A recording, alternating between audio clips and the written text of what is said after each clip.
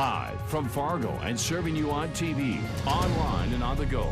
This is Valley News Live 10 at 10. Whether it's two big coincidences or not, it's still a scary subject. 2 area women are sending a warning to be more alert after each says they were being followed by a stranger. Good evening, everyone, and thank you for joining us. Mike has the evening off. A Moorhead woman says a man followed her from the grocery store and she didn't realize it, saying she wished she had been paying more attention.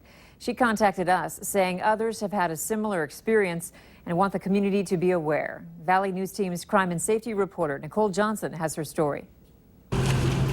Fargo, Moorhead, you're like, oh, I'm safe. I can just go to the grocery store and come back, but it wasn't the case. This Moorhead woman didn't want to be identified in fear the man who followed her might come back. I thought it was somebody just messing with me, like one of my friends. After getting back from the grocery store with her son and some younger kids, this woman noticed a car pull up beside her and stop. So I got out of the car and he got out of his car too and just stood on the side of his car acting really nervous, and he asked me, do you need anything?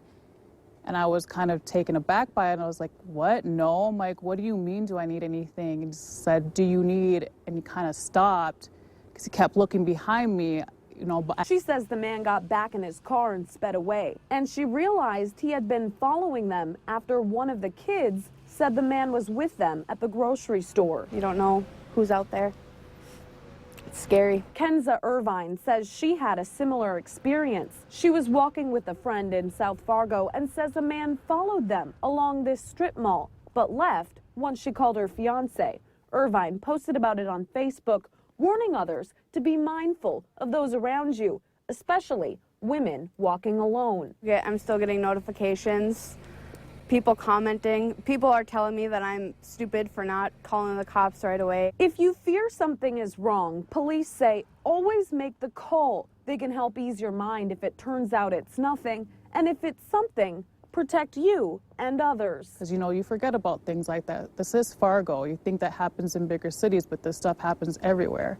There's a big underground world of, sex slaves and who knows what else. In Fargo, Nicole Johnson, Valley News Live.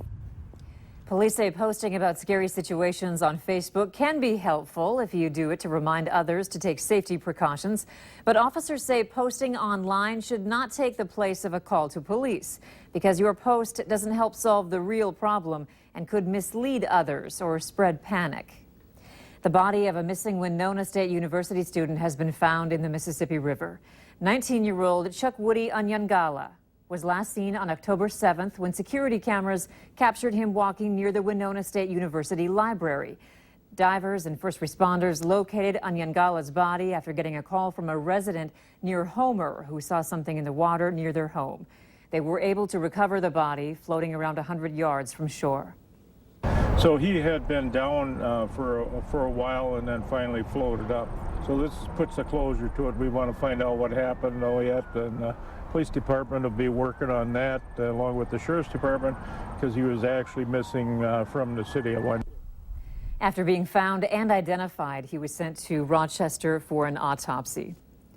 A memorial service was held today for 2 police officers in Palm Springs, California, who were killed in the line of duty earlier this month. We have a view of a procession that was held today to honor officers Jose Gilbert Vega and Leslie Zarebny. They were killed after responding to a domestic violence call.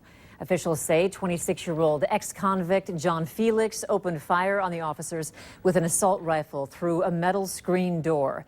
He was arrested and is facing multiple charges, including murder. A 3rd officer was also shot and injured and released from the hospital the next day. The conservative group known for undercover videos released yet another one today. The latest video from Project Veritas features Democratic operatives talking about ways to commit voter fraud. This comes on a day when a nonprofit legal foundation filed a complaint with the Federal Election Commission alleging criminal activity with Hillary Clinton's campaign and 3 other Democratic organizations. In the latest video, operatives talk about getting people from one state to vote in another in ways that cannot be traced back to their organizations. Charge each individual with voter fraud? See, that's what I'm saying. Are they going to go after the facilitator for conspiracy, which they could prove?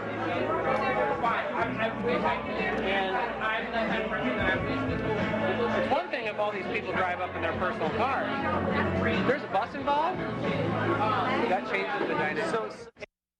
Scott Foval, the man who was just speaking, has been fired from his position with Americans United for Change. We also have the full video online. If you'd like to watch it, head to valleynewslive.com and click on this story. A heads up for parents, your college student could be jeopardizing their scholarships simply by voting. It has to do with scholarships with residency requirements. You have to be a legal resident of a certain town or area to be eligible for certain private or local money to help your education. But by voting in a location other than what's on your driver's license, it could be considered as you no longer living there. Oh, I was actually not aware that, I'm a North Dakota resident. I live in Minnesota, but I wasn't aware that I could potentially lose scholarship money. I wasn't even aware of that. We have more information online for students looking to vote. Just head over to valleynewslive.com. The West Fargo Fire Department hosted an open house tonight for Fire Prevention Week. Both West Fargo locations featured games for children and takeaway fire prevention materials. I show them that, if there's an emergency, we're going to come and help. We're not going to be, we're not to be scared of us, especially if we're in our masks. We're planning on having guys wearing masks in their full gear. And so just to be more comfortable with us if there is an emergency at their house. Those who attended also received a tour of the station, including seeing the fire trucks, and were able to gain a better understanding of home fire safety. Soup's on in Moorhead, and it's all for a good cause. St. Joseph's Catholic Church hosted an all-you-can-eat soup and bread event tonight. All of the proceeds go to help the Dorothy Day House's emergency shelter and food pantry. Kids could eat for $10, college students $15, and adults $20. It's an opportunity to see our donors and our supporters face to face and just really engage with them. It's great to see all of the people who come to support people who are homeless in our community and people who may not be able to feed their families. Some guests used custom bowls that were made by Concordia College students and were for sale at the event.